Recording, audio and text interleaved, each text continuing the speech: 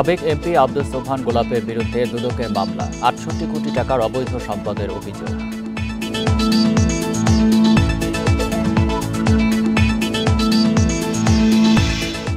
পল্লবীতে সাংবাদিক ধর্ষণে জড়িত এনামুলের স্বীকারোক্তি, খিলক্ষেত শিশু ধর্ষণের অভিযোগে মামলা। রোহিঙ্গাদের তথ্য নির্বাচন কমিশনকে দেবে ইউএনএইচসিআর, ভোটার তালিকায় থাকলে বাদ দেওয়া হবে।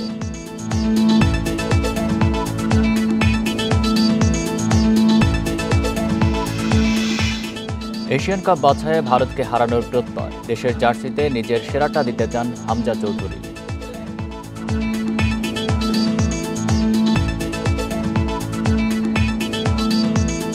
এই ঈদে জামা জুতো অ্যাক্সেসরিজের ডিসকাউন্ট।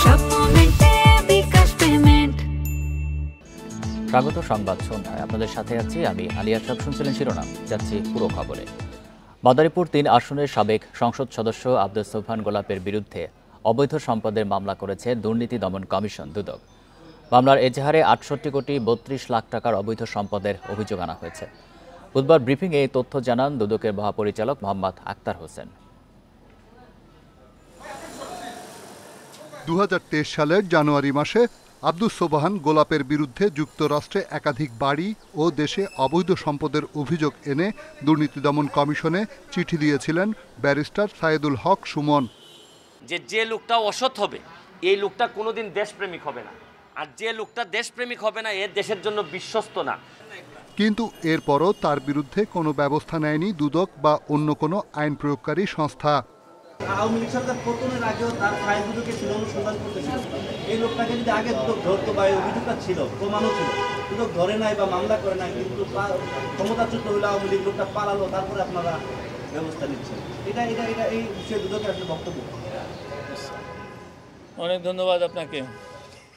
যুক্তরাষ্ট্রের নিউ ইয়র্কের কুইন্সে ৯টি ফ্ল্যাট, বাড়ি ও জ্ঞাত আয় বহির্ভূত শত কোটি টাকার অবৈধ সম্পদ অর্জনের অভিযোগে মাদারীপুর ৩ আসনের সাবেক এমপি ও ক্ষমতাচ্যুত প্রধানমন্ত্রী শেখ হাসিনার বিশেষ সহকারী আব্দুস সোবহান গোলাপের বিরুদ্ধে মামলা করেছে দুদক।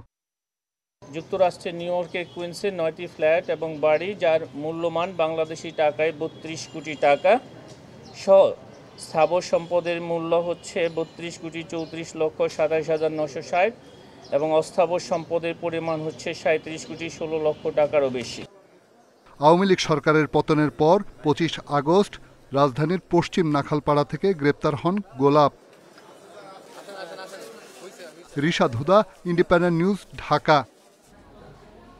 রাজধানীর পল্লবী গ্রিন সিটি এলাকায় নির্মাণাধীন ভবনে এক নারী সাংবাদিককে দলবদ্ধ ধর্ষণের অভিযোগে দুজনকে গ্রেপ্তার করেছে পুলিশ। তাদের মধ্যে আসামি এনামুল হক আদালতে দোষ স্বীকার করে জবানবন্দি দিয়েছেন। তাকে কারাগারে পাঠানো হয়েছে। সোমবার রাতে এই ঘটনায় মঙ্গলবার অজ্ঞাত ৮ জন সহ ১৬ জনকে আসামি করে মামলা হয়েছে। ৫০ বছর বয়সী ওই নারী একটি দৈনিক পত্রিকার জ্যেষ্ঠ প্রতিবেদক হিসেবে কর্মরত। এজাহারে বলা হয়েছে, সোমবার রাতে পল্লবীর বালুরঘাটের সংবাদ সংগ্রহ করতে যান তিনি। তার কাছে তথ্য ছিল একটি সংঘবদ্ধ চক্র মাটিকাটা এলাকায় অশ্লীল ভিডিও বানিয়ে এর মাধ্যমে অর্থ আদায় করছে। তা নিয়ে প্রতিবেদন করতে সেখানে গেলে আসামিরা তাকে নির্মাণাধীন ওই ভবনের ৩ তলায় আটকে ধর্ষণ করে। ওই নারী এখন ভর্তি রয়েছেন ঢাকা মেডিকেলের ওয়ান স্টপ ক্রাইসিস সেন্টারে।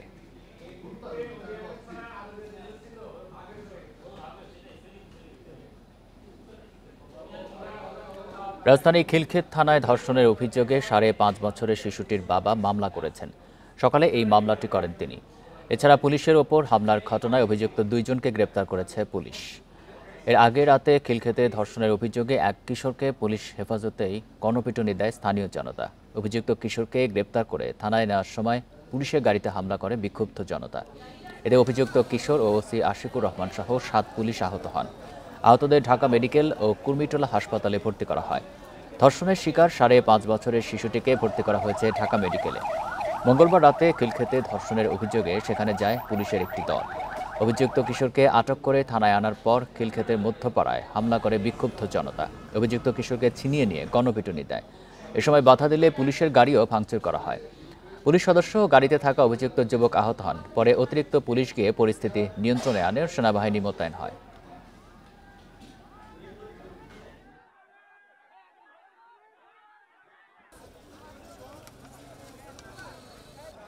থানায় নিয়ে আসার পথে ওদেরকে বুঝায় টুজায় নিয়ে আসছে, কিন্তু ওইটা ছিল খিলক্ষেত বাজারের পিছনে।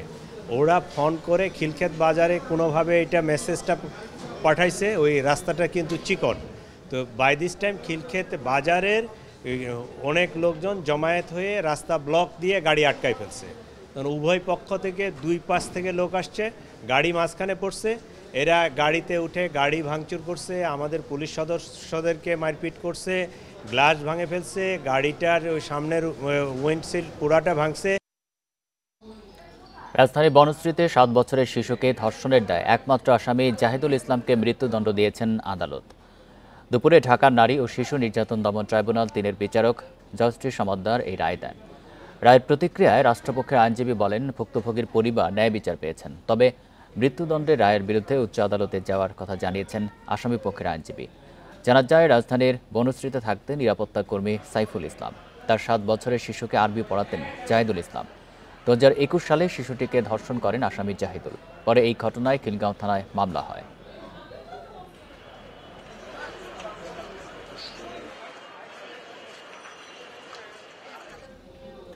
দু একটি রাজনৈতিক দল নির্বাচন ইস্যুতে ভিন্ন সুরে কথা বলছে বলে মন্তব্য করেছেন বিএনপির ভারপ্রাপ্ত চেয়ারম্যান তারেক রহমান।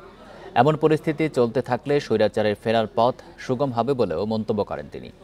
বুধবার রাজধানীর লেডিস ক্লাবে রাজনৈতিক নেতাদের সম্মানে বিএনপির ইফতার অনুষ্ঠানে এসব কথা বলেন তারেক রহমান। অন্তর্বর্তীকালীন সরকারের কোনো উপদেষ্টা, এমনকি দু একটি রাজনৈতিক দলকেও জাতীয় নির্বাচনের ব্যাপারে ইদানিং কিছুটা ভিন্ন স্বরে কথা বলতে শোনা যায়। আমরা মনে করি, জনপ্রত্যাশার প্রতি শ্রদ্ধা না দেখিয়ে নতুন রাজনৈতিক বন্দোবস্তের নামে গৌণ ইস্যুকে মুখ্য করে অকারণ সময় ক্ষেপণের চেষ্টা হলে সেটি জনমনে ভুল বার্তা পৌঁছবে। দেশের সামগ্রিক নিরাপত্তা পরিস্থিতি এবং সেনাবাহিনীর চলমান কার্যক্রম সম্পর্কে প্রধান উপদেষ্টাকে অবহিত করেছেন সেনাবাহিনী প্রধান জেনারেল ওয়াকারুজ্জামান। দুপুরে রাষ্ট্রীয় অতিথি ভবন যমুনায় প্রধান উপদেষ্টা প্রফেসর ডক্টর মোহাম্মদ ইউনূসের সঙ্গে সৌজন্য সাক্ষাৎ করেন তিনি। সাক্ষাৎকালে দেশের উন্নয়ন ও স্থিতিশীলতার জন্য সেনাবাহিনীর বিভিন্ন কার্যক্রম নিয়েও আলোচনা করেন।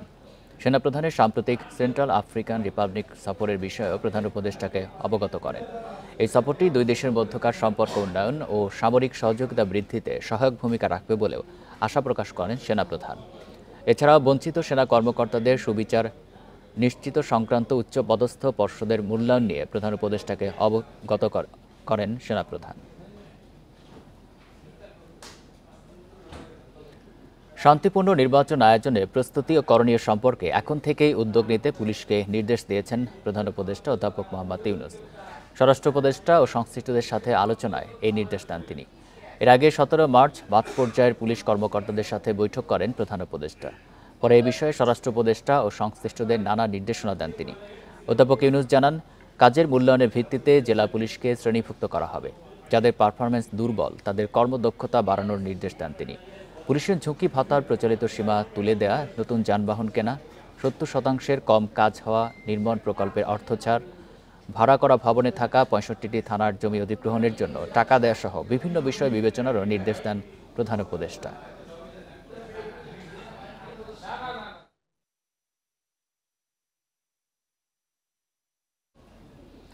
নির্বাচন ব্যবস্থা, জনপ্রশাসন, বিচার বিভাগ সহ 6টি খাতের সংস্কার প্রতিবেদন নিয়ে রাজনৈতিক দলগুলোর সাথে আলোচনা শুরু হচ্ছে আগামীকাল। এদের আগে 24 মার্চ পর্যন্ত ধারাবাহিকভাবে দলগুলোর সাথে আলোচনা হবে। এই আলোচনায় সংস্কারের পাশাপাশি নির্বাচনের সুনির্দিষ্ট রোডম্যাপও নির্ধারণ হওয়া উচিত বলছেন রাজনীতি বিশেষজ্ঞরা। ছাত্র জনতার গণঅভ্যুত্থানের মুখে গত বছরের 5 আগস্ট ফ্যাসিস্ট হাসিনা সরকারের পতন হয়। এরপর 8 আগস্ট অধ্যাপক মোহাম্মদ ইউনূসের নেতৃত্বে দায়িত্ব নেয় অন্তর্বর্তী সরকার। দেশের বিভিন্ন খাতে সংস্কারের লক্ষ্যে গত বছরের অক্টোবরের প্রথম সপ্তাহে আলাদাভাবে 6টি কমিশন গঠন করে সরকার। এরই মধ্যে সংস্কার প্রতিবেদনও জমা দেয়া হয়। এসব প্রতিবেদন নিয়ে রাজনৈতিক দলগুলোর সাথে আলোচনার জন্য গঠন করা হয় ঐকমত্য কমিশন। এরই মধ্যে সংস্কারের সুপারিশগুলো ছক আকারে দলগুলোর কাছে পাঠিয়ে মতামত চাওয়া হয়েছিল। এরই মধ্যে 15টি দল তাদের মতামত জানিয়েছে। বেশ কিছু পার্টি তাদের মতামতটা জানিয়েছে। আবার কিছু 16টা পার্টি বোধহয় বলছে যে তারা 1-2 দিনের মধ্যে তাদের মতামতটা জানাবে। তার মধ্যে বেশ কিছু বড় বড় পার্টিও আছে। এবার রাজনৈতিক দলগুলোর সাথে সব সুপারিশ নিয়ে আলোচনায় বসবে ঐকমত্য কমিশন। ঈদের আগে 24 মার্চ পর্যন্ত এই আলোচনা চলবে। ধারাবাহিকভাবে সব দলের সাথে আলোচনা হবে।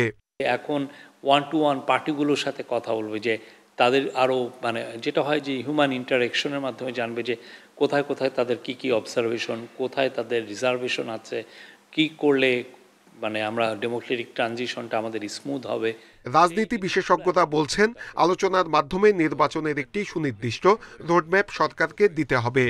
সংস্কার যেরকম প্রয়োজন ঠিক অনুরূপভাবে গণতান্ত্রিক ব্যবস্থায় উত্তরণের জন্য নির্বাচনেরও একটা প্রয়োজনীয়তা আছে এবং সেটা মনে রেখেই অধিকাংশ রাজনৈতিক দলগুলোই নির্বাচনের ব্যাপারে সরকারের একটা সুস্পষ্ট রোডম্যাপ বা একটা সুস্পষ্ট বক্তব্য তারা প্রত্যাশা করছে। ঐকমত্য কমিশন প্রতিটি সুপারিশের বিষয়ে সংস্কারের সময়কাল ও বাস্তবায়নের উপায় নিয়ে রাজনৈতিক দলগুলোর মতামত চেয়েছে। নূরে আলম, ইন্ডিপেন্ডেন্ট নিউজ, ঢাকা। রোহিঙ্গাদের বিষয়ে সব তথ্য নির্বাচন কমিশনকে দিতে একমত হয়েছে ইউএনএইচসিআর। একথা জানিয়েছেন জাতীয় পরিচয়পত্র নিবন্ধন অনুবিভাগের মহাপরিচালক এএসএম হুমায়ুন কবির।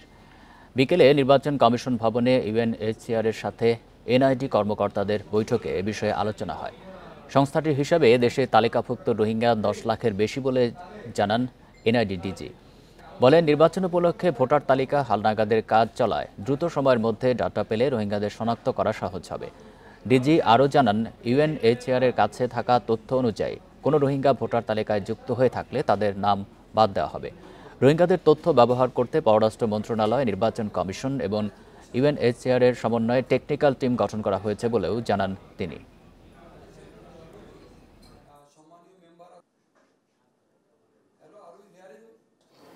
ইউএনএইচসিআরের একটি চুক্তি হয়েছে, এমওইউ হয়েছে, যে এমওইউর পরিপ্রেক্ষিতে ওনারা আমাদের সাথে রোহিঙ্গাদের ওই ডেটা শেয়ার করতে সম্মত হয়েছেন।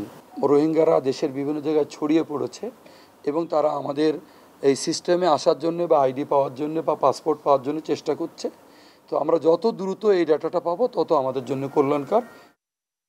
সব শ্রেণী পেশার মানুষের পদচারণায় মুখরিত হয়ে উঠেছে রাজধানীর নিউ মার্কেট। নানা সামগ্রীর পসরা সাজিয়ে বসেছে মার্কেট ও এর আশপাশের ছোট বড় দোকানগুলো। পছন্দের পোশাক আশাক কিনতে ঘুরে দেখছেন ক্রেতারা। ঈদ উল ফিতর ঘিরে জমে উঠেছে রাজধানীতে শপিংয়ের পুরনো এলাকা নিউ মার্কেট ও গাউসিয়া। সময় এগিয়ে আসার সাথে মার্কেটগুলোতে বাড়ছে বেচাকেনাও। সকাল থেকেই ক্রেতাদের উপস্থিতি আর বিক্রেতাদের হাঁকডাকে মুখর সব দোকানপাট। দরদাম করে সাধ্যের মধ্যে পণ্য কেনা সম্ভব হয় বলেই নগরীর সব শ্রেণী পেশার মানুষের অন্যতম পছন্দ নিউ মার্কেট। সব ধরনের দামের মধ্যেই কেনা যায়, সব বাজেটের মধ্যেই। নিউ মার্কেটটা হচ্ছে নিত্য প্রয়োজনীয় জিনিসগুলো অ্যাভেলেবেল পাওয়া যায়। দাম মোটামুটি ঠিক আছে, কিন্তু অত্যাধিক কাস্টমারের কারণে কথা বলতে পারি না। প্রতিবারের মতো এবারও ঈদ বাজারে এসেছে বৈচিত্র্যময় পোশাক। বরাবরের মতো নারী ও শিশুদের পোশাকের চাহিদা বেশি। এছাড়া ছেলেদের পাঞ্জাবি, শার্ট, মেয়েদের শাড়ি, 3 পিস, জুয়েলারি সহ সব দোকানেই আছে ক্রেতা সমাগম। এইবার ঈদে হচ্ছে পাকিস্তানি ড্রেসটা বেশি বের হয়েছে, যেটার দামও প্রচুর হাই রেঞ্জে আছে। দামটা একটু মনে হয় বেশি। আর আসছি বাবার জন্য পাঞ্জাবি কিনতে। কেউ গজ কাপড়ের দিকে ঝুঁকছে, এটা হচ্ছে যে ও নিজে বানাবে, আর কেউ রেডিমেডের দিকে ঝুঁকছে। বিক্রেতারা জানান, শিশুদের পোশাক, 3 পিস ও অলংকারের চাহিদা বেশি। এছাড়া সামনে গরম আসতে থাকায় ভারী পোশাকের বদলে সুতি পোশাকই ক্রেতাদের চাহিদার শীর্ষে। লোনটাই বেশি চাচ্ছে সবাই। আর রাবিজের জন্য যে জয়পুরি 3 পিস আমি যেটা সেল করি, এটা খুব ভালো চলতেছে। হোয়াইট কালারটা বেশি চলছে গরমের জন্য। এদিকে মার্কেটের নিরাপত্তা ব্যবস্থায় ঢাকা মেট্রোপলিটন পুলিশ গাউসিয়া মার্কেটের সামনে বসিয়েছে নিরাপত্তা বুথ, দিচ্ছে তথ্য সহায়তা। আনোয়ার সাদাত নূর, ইন্ডিপেন্ডেন্ট নিউজ, ঢাকা। ঈদ যাত্রায় অতিরিক্ত ভাড়া, ফিটনেসবিহীন বাস ও চালকের লাইসেন্সের বিষয়ে কোনো ছাড় দেওয়া হবে না বলে হুঁশিয়ারি দিয়েছেন বাস মালিক সমিতি ও ট্রাফিক সংশ্লিষ্টরা। সকালে রাজধানীর গুলিস্তানে আয়োজিত আলোচনা সভায় এই হুঁশিয়ারি দেন তারা। সভায় বাস মালিকরা জানান, মূলত আগামী 25 মার্চ থেকে শুরু হবে এবারের ঈদ যাত্রা। টিকিটের অতিরিক্ত ভাড়া আদায় বন্ধে প্রতিটি কাউন্টারে থাকবে তালিকা। চালকের লাইসেন্স না থাকলে ব্যবস্থা নেওয়া হবে পরিবহনের বিরুদ্ধে। সড়কে বন্ধ থাকবে ফিটনেসবিহীন গাড়ি চলাচল। পরে ডিএমপি জানায় যানজট এড়াতে টার্মিনালগুলোয় লেন সংখ্যা বাড়ানো হবে। 25 মার্চ থেকে অনেক সড়ককে একমুখীও করা হবে। গাড়ির ফিটনেস ও চালকের লাইসেন্স পরীক্ষায় সড়কে থাকবে বিভিন্ন সংস্থার ম্যাজিস্ট্রেট। গাবতলী বাস টার্মিনালে ঢোকার জন্য 2টা বাস ঢোকা এবং 2টা বাস বের হওয়া, অর্থাৎ 4টা লেন করে দিলে বাসগুলো সহজেই ফিরে আসতে পারবে, আবার ওখান থেকেই বের হয়ে যেতে পারবে। এটা করলে গাবতলী টার্মিনালের আমূল পরিবর্তন হবে। সেক্ষেত্রে আপনাদের এটা তো সেন্ট্রাল বাস স্টপেজ, এখান থেকে আপনাদের বাসগুলা যে কোনো দিকে সহজেই বের হয়ে যেতে পারবে। নারায়ণগঞ্জের রূপগঞ্জে মাদক ব্যবসা ও আধিপত্য বিস্তারকে কেন্দ্র করে বিএনপির দুপক্ষের সংঘর্ষে একজন নিহত হয়েছেন। আহত হয়েছে অন্তত 30 জন। মঙ্গলবার মধ্যরাতে উপজেলার চনপাড়া এলাকায় এই ঘটনা ঘটে। পুলিশ ও স্থানীয়রা জানায় মাদক ব্যবসা নিয়ন্ত্রণ, চাঁদাবাজি ও আধিপত্য বিস্তার নিয়ে যুবদল নেতা শামীম ও স্বেচ্ছাসেবক দলের রব্বানির মধ্যে বিরোধ চলছিল। এর জেরেই রাতে দুপক্ষের মধ্যে সংঘর্ষ হয়। এ সময় কয়েকজন গুলিবিদ্ধ সহ আহত হয় অন্তত 30 জন। পরে পুলিশ গিয়ে পরিস্থিতি নিয়ন্ত্রণে আনে। আহতদের উদ্ধার করে পাঠানো হয় উপজেলা স্বাস্থ্য কমপ্লেক্স ও ঢাকা মেডিকেলে। বুধবার সকালে ঢাকা মেডিকেলে চিকিৎসাধীন অবস্থায় মারা যায় যুবদল কর্মী হাসিব। পুলিশ বলছে জড়িতদের ধরতে তাদের অভিযান চলছে।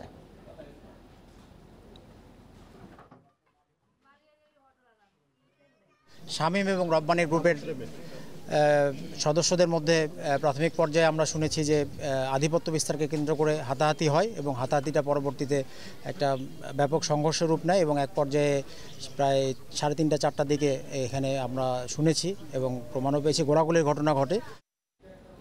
প্রশ্নপত্রে ভুলের কারণে ঢাকা বিশ্ববিদ্যালয়ের গ ইউনিটের ভর্তি পরীক্ষার ফল প্রকাশ 2 মাসের জন্য স্থগিত করেছে হাইকোর্ট। একই সঙ্গে পরীক্ষা বাতিল করে আবার কেন নেওয়া হবে না জানতে চেয়ে রুলও জারি করেছে আদালত। বুধবার বিকেলে বিচারপতি ফাতেমা নজিব ও বিচারপতি শিকদার মাহমুদ রাজির বেঞ্চ এক রিট শুনানি শেষে এই আদেশ দেয়। রিটকারী পরীক্ষার্থী আদালতকে জানান, ব্যবসা শিক্ষা অনুষদের ভর্তি পরীক্ষায় 7টি এমসিকিউ এর বিভিন্ন সেটে 19টি প্রশ্নই ভুল। এ সময় ওই অনুষদের ডিন এবং বুয়েট ও ঢাকা বিশ্ববিদ্যালয়ের কম্পিউটার সায়েন্সের 2 জন অধ্যাপক ভুলের বিষয়টি স্বীকার করেন। যতটা সম্ভব ন্যায্যতার ভিত্তিতে উত্তরপত্র মূল্যায়নের 3টি পদ্ধতিও তারা আদালতে তুলে ধরেন। তবে তাতে সন্তুষ্ট হয়নি আদালত। যদি খেয়াল করেন তাহলে এ ইউনিট এবং বি ইউনিটে যে প্রশ্ন করা হয়েছে সেই প্রশ্নে কোনো কন্ট্রাডিক্টরি কোশ্চেন ছিল না, কিন্তু আমাদের সি ইউনিটে অর্থাৎ ব্যবসায় অনুষদ বিভাগে প্রশ্নে কন্ট্রাডিক্টরি থাকার কারণে আমরা আদালত পর্যন্ত আসি। ভুল যে থেকেই যাচ্ছে এটা ওনারা স্বীকার করেছে যে আমরা যেইভাবে রেজাল্টটা পাবলিশ করব এটাই কিন্তু ভুলটা থেকেই যাবে। তো পরবর্তীতে কোর্ট স্যাটিসফাই এই রেজাল্টটা যেন পাবলিশ না হয় এটার উপর একটা স্টে দিয়েছেন এবং আপনার ডাইরেকশন দিয়েছেন যে যেন রেজাল্টটা পাবলিশ না হয় এবং একটা রুল ইস্যু করেছেন। এই ছিল সংবাদ সন্ধ্যায়। ধন্যবাদ সবাইকে।